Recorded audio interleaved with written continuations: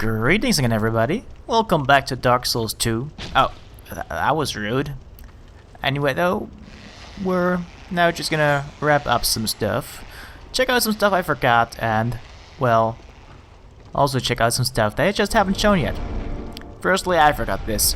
This isn't really a big deal to us anymore, but back when we went through No Man's Wharf, this would have been really helpful.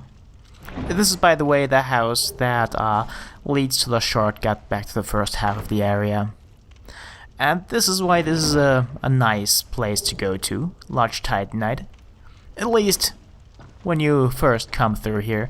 Now, as I said, not a big deal. We can buy Large Titanite, no problem. And there's actually something pretty important-ish that I forgot here. I basically was on my way there already, but then I just didn't pick it up. Because it's, well, it's an Estus Flask shard. There are a total of 2 Estus Flask shards I did not pick up with that character.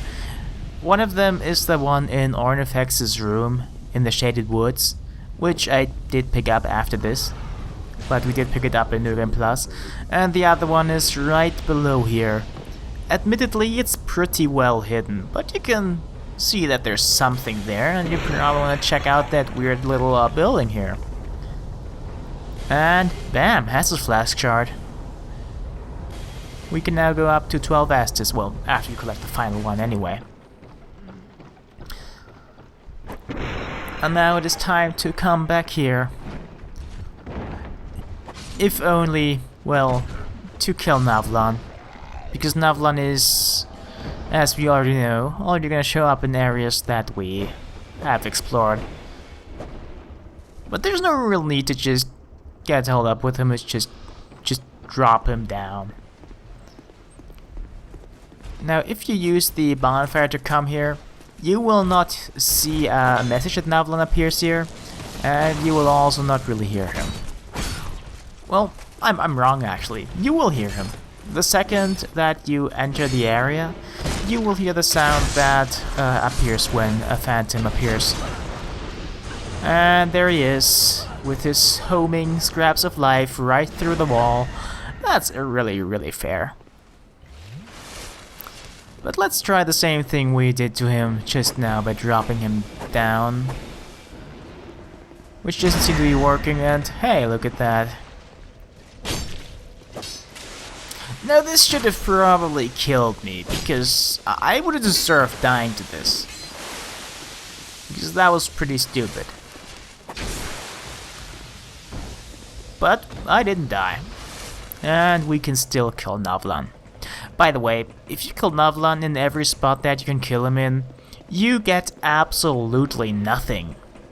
Except for maybe the experience you get for killing him.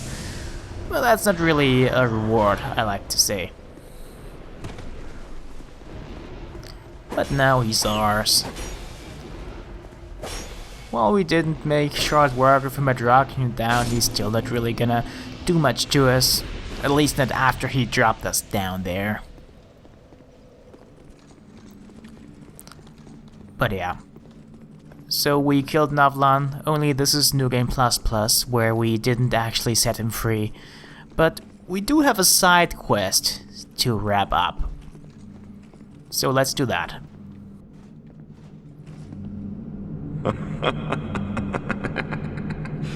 Fine work. This is my thanks. Take it. Now let's discuss our next mark. So we got that because we bought a ladder from Gilligan. We should have killed him to get the ladder, but I bought it from him and Navlan doesn't care, he just accepts it. We don't have to kill anyone for this quest, by the way. I want you to kill one more. Your target will be Kale, the man who's drafting that map. While I was trapped in here, he touched me, that maniac, like I was some rare specimen. He wore a strange helm. Bring it back as proof. You can get Kale's helm by talking to him after you beat the final boss. Yes, I knew I could count on you. Perhaps this will slake my thirst. It's important to note that Navlan doesn't actually take the items, you just need to show it to him. Fine work. This is my thanks. Take it. Now let's discuss our next mark. I want you to kill one more. Your target is Felkin the Hexer. As proof, bring me that peculiar scepter of his. We need to bring him the Sunset Staff, which we can get one of two ways, or both ways. We can either go to Falcon with 20 intelligence and faith and he'll give it to us, or we can explore Aldia's fucking keep and just take it from there. Fine work. This is my thanks. Take it. Now let's discuss something of importance. You could kill a dozen like that and it wouldn't matter. I want you to kill someone of import. I want you to kill the girl in Majula, known as the Muse. They say that she is the last firekeeper, but they say a lot of things. That she's a gentle shepherd, lighting the way for you cursed fools. Nonsense. Once she is dead, I will have no regrets, and I will be content to remain here. The girl will have a peculiar feather. Bring it to me. Now go along. To get that, you just need to get to the next area, the dragon area. Just saying, so yeah. Yes, that's the feather. Good. Oh, that is very good. Your reward. Take it.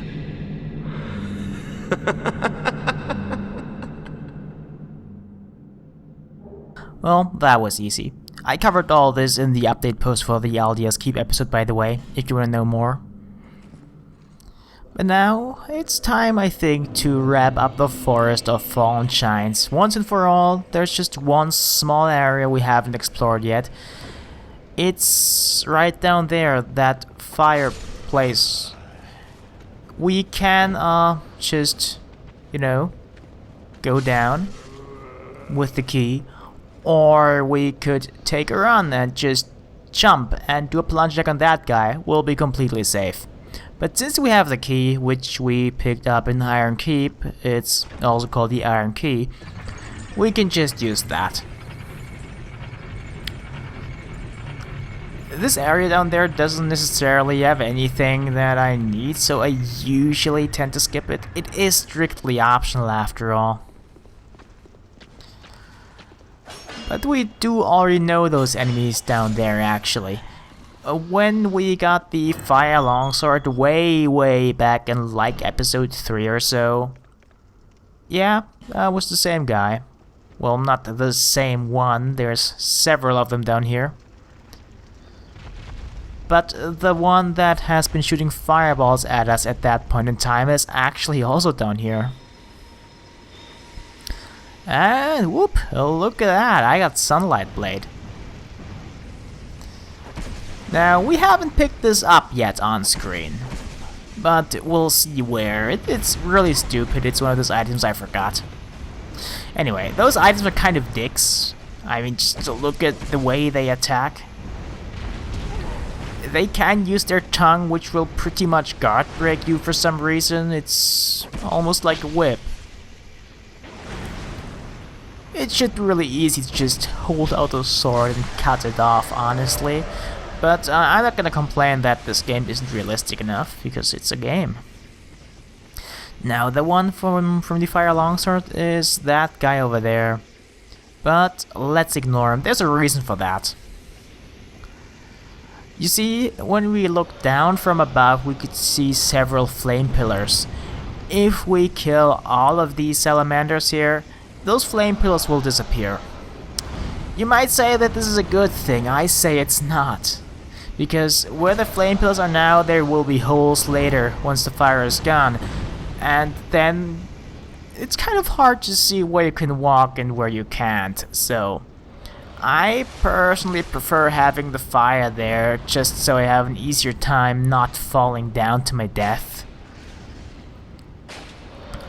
And those guys are super vulnerable on their bellies or in the little sack thing below their mouths. I'm sure there's an actual term for that, but I don't know it. But yeah, I tend to cheese those guys. You saw me fight one up close. While it looks more interesting, it's kind of a thing that probably gets you killed. It's harder than it looks. But yeah, it's definitely worth it to just stand there for a couple seconds longer than you would ordinarily do so, just so you can get in a hit in their under mouth sack thing, because that's where the damage is at.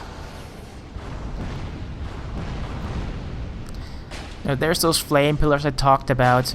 There's a couple treasures here, and if those flames weren't there, it would be really easy to fall. So that's why I left that one guy down there alive, for now at least. Because I will want to walk through here just to collect the items that are, well, here. Don't worry, I will pick up what's in that chest in the corner I just walked past. Just gonna first collect everything else here. The Hawk Ring is another returning room from the first game. It is the ring of Hawkeye Goth, and it increases the range of your bows. And now I notice the chest. But yeah, down here is nothing that I usually need, so... and possibly nothing that you will need, so it's okay to skip it unless you really wanted Flame Quartz Ring +1 and maybe the Hawk Ring, which could be useful, given the circumstances, I suppose. But it's nothing that you will absolutely want to have. And now, that final lizard. He is the guy that was guarding the flame sword, flame longsword. And we will actually see his vantage point just a few seconds from now, once that guy's actually dead.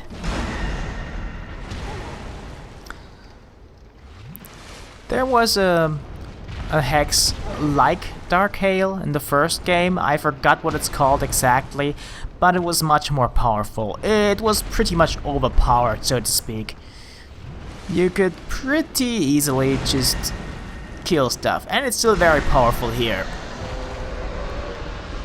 but not overpowered. But hexes in general are kind of more useful because fewer things are resistant to hexes than anything else. And the Rebel's Great Shield, that's a cool one. And yeah, this is where we picked up the Flame Longsword. We're not gonna actually go there though, because we already have it. Instead, well, you might remember that there was a thing in the first game where Lautrec killed the Firekeeper. Well, no Firekeepers are harmed here, but there's something similar here. Because after you killed Lautrec, well, or rather you did kill him using a certain orb. Here we have the Crushed Eye Orb, and speak of the devil. Let's use it and see what happens.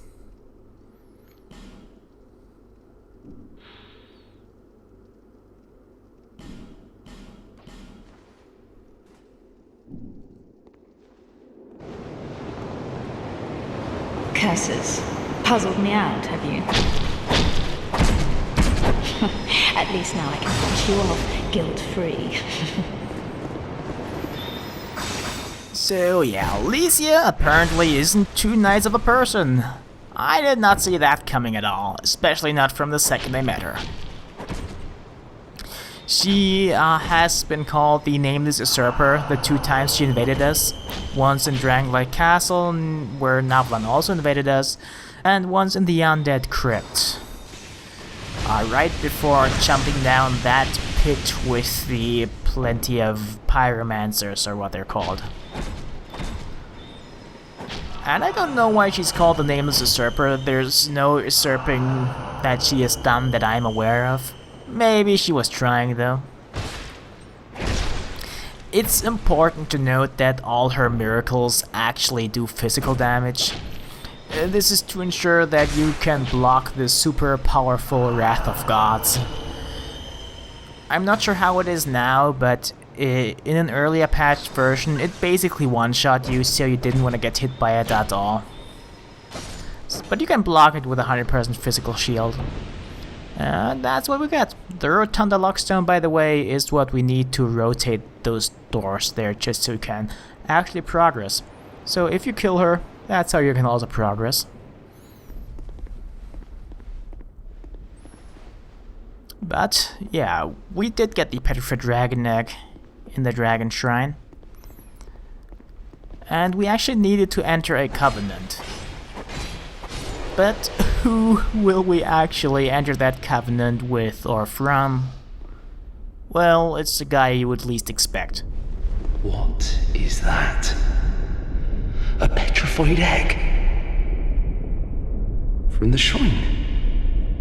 Fantastic. Might you give it to me? I'm fascinated by it. I'm begging you.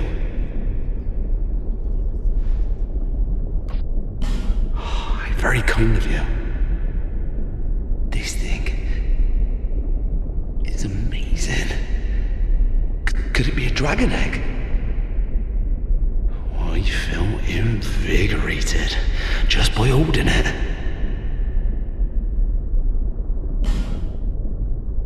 You've quite unusual taste, don't you?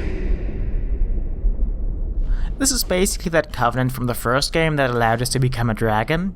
Only instead of praying to an everlasting dragon to do that, we now talk to that random guy who will help us become a dragon if we join his covenant and bring him dragon scales. It's basically a dueling covenant. More on that in the thread. Very well. No pressure. I'll also show it in a video at some point with a lot of the covenants. Now, there's something that I just didn't do. I very, very explicitly did not go in here on New Game Plus. Because there's something... well, there's something in here. It only appears in New Game Plus, of course, but it's quite something. Still, let's get ready.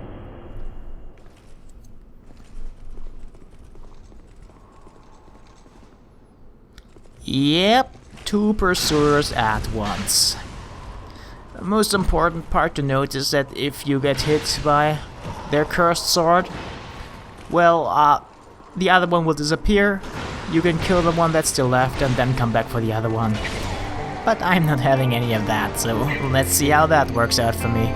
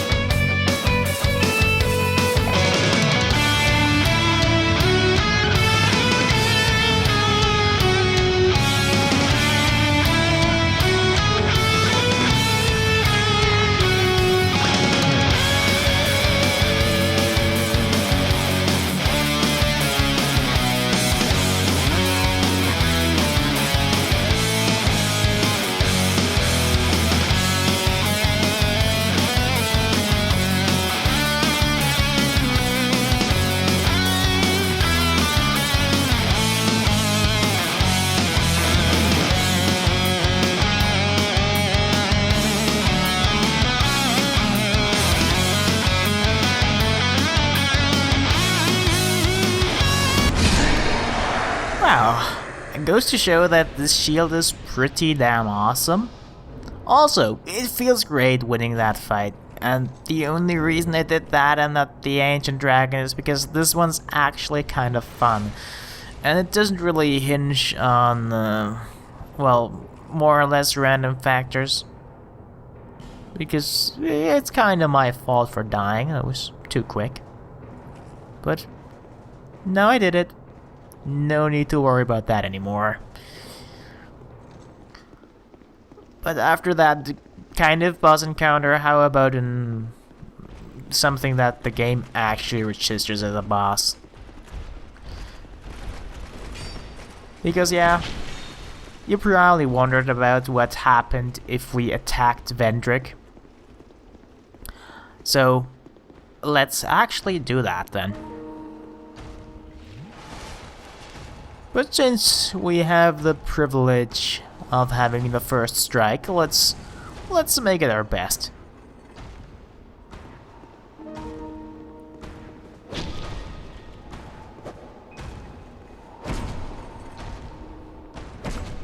Well, is he gonna care? Yeah, now he cares.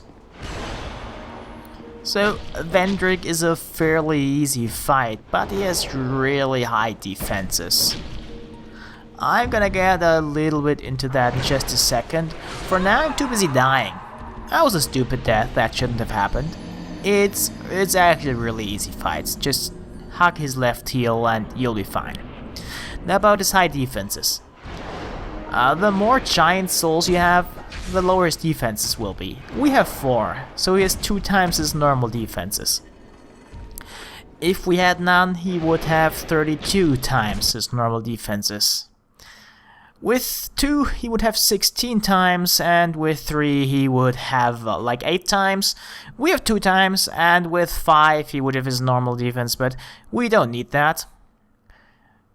It's not really necessary. He's perfectly doable with 2 times his defense and thus only 4 souls. Takes a little longer, of course, but here it is. Now we don't immediately get anything for defeating Vendrick, aside from a bunch of souls. But there's something that we can do now. But first, let's check out some of the stuff that I forgot in Shrine of Amana, because there was quite a lot of stuff that I just simply walked past or didn't even begin to check out. There's plenty of kind of secrets here, so it's kind of okay to forget this. And that over there, by the way, is the ruins with the bonfire, just so you have an idea of where we are.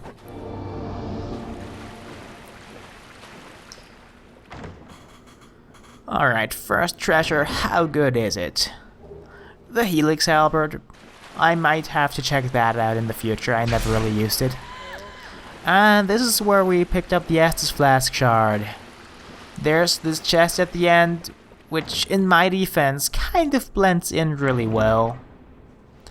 But that's how I got Sunlight Blade. Now, right here, let's call this the house where we can summon that one person. Let's call this Summon House, because we will need that as a point of reference later. Well, this is where we started from right now. And if you look at that wall, you will actually see that there's roots, which should be kind of reason enough to go there. I just didn't look. And I don't think I ever went there. So, this is now a blind let's play. What will await us? Oh, just an ogre, I know that. Now, fighting an ogre in waist-high waters, where we can only kind of move slowly, is a new challenge, I suppose, but not the way I do it.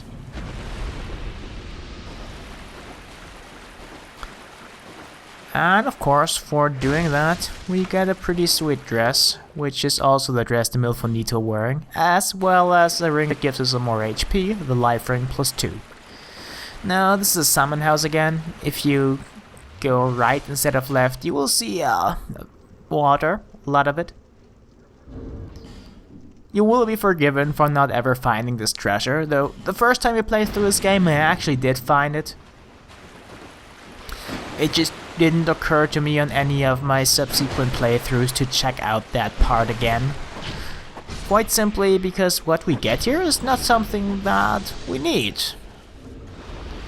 It's going to be Fire Tempest, which we find, and it's kind of outclassed by Chaos Storm, which is not as well hidden, but kind of more difficult to get because you need to really buff up your fire defense to get it. But we've seen that already. And this is probably the most dangerous hazard on our way to Fire Tempest.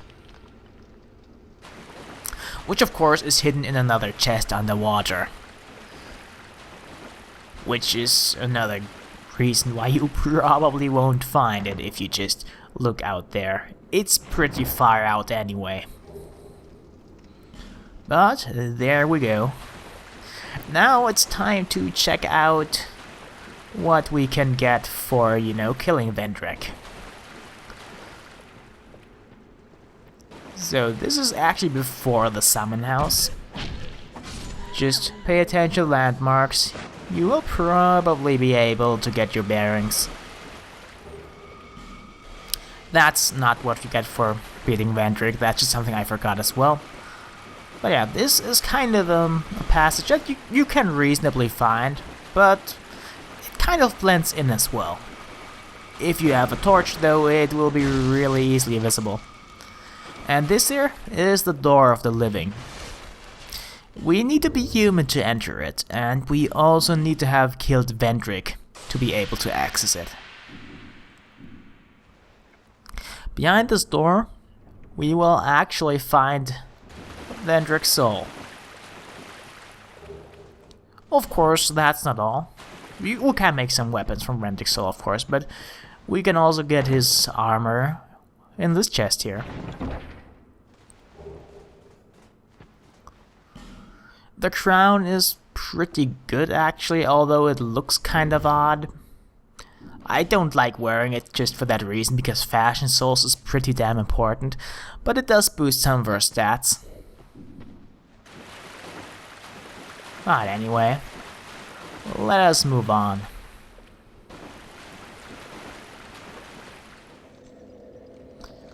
Just one last thing, because technically I could also show this to you next time, but whatever, gotta do it now. Next time we're gonna go down there, through that King's Door, or King's Gate, but on Lucan Plus there's actually phantoms here. We could have fought them at any point in time, basically as soon as we got here anyway, but I didn't. But I have to eventually, because I actually have to go down there, so I might as well do it right now. Wearing the King's set, by the way. It looks kinda sweet, I have to say. It's a little bit of a Navlan set, only with more metal parts. Other than that, it's pretty similar. Even though an arrow in the back is never really something good. Anyway, let us try again. It's definitely possible to lure out one guy and then beat him just one-on-one. And then go after the other one. It's definitely the easier way to do things. But what it comes down to is actually that those are your regular NPC phantoms. There's nothing really special to them. Except that you have to fight two of them at the same time, which we've done before, so we should manage. Stupid death or not, it's now only one more, and I would have no excuse for actually dying to that guy now.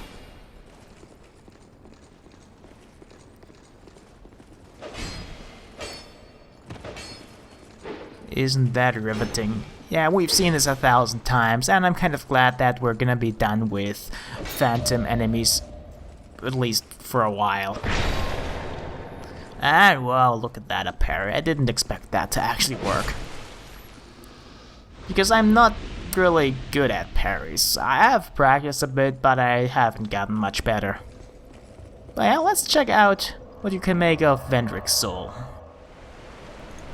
Shield of Vendrick, King of Drangleic.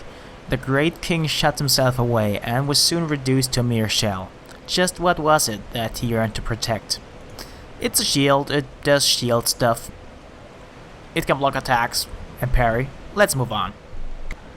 This is the Ruler's Greatsword, or rather the Ruler's Sword. It has the exact same description as the shield, plus a little part that tells us that its power is increased by the souls we are currently holding. It caps out at 1 million. It can do pretty good damage, I suppose, but you will always have to hold a large number of souls to really max out the damage potential of this weapon. Other than that, it has a pretty straightforward greatsword moveset, which is good for me because they're still my favorite weapon type. Versatile, which is why I like it. Thrusts and slashes, it's a dream, really. An Ultra Greatsword forged from the soul of King Vendrick inflicts heavy damage on enemy armor. Only the king knows whether the depiction of the queen is a resentful mockery or an affectionate exaltation. It's certainly something. It's a statue of the queen which we use as a weapon. It is classified as an Ultra Greatsword, but it basically has the moveset of a Great Hammer, and it also does strike damage. So, yeah, it's a greatsword, I guess, because the game tells us it's one, but it really isn't one. It does a lot of damage, and it has an S-level scaling with strength, which makes it the only Ultra Greatsword class weapon that has such good scaling.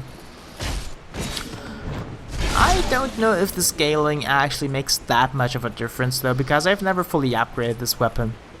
I'm not really too fond of the moveset. Those swings are pretty okay, I suppose, but the one-handed moveset is kind of not my thing. But yeah, this is it for today. Hope you enjoyed this episode. See you again next time, when we finally beat the game.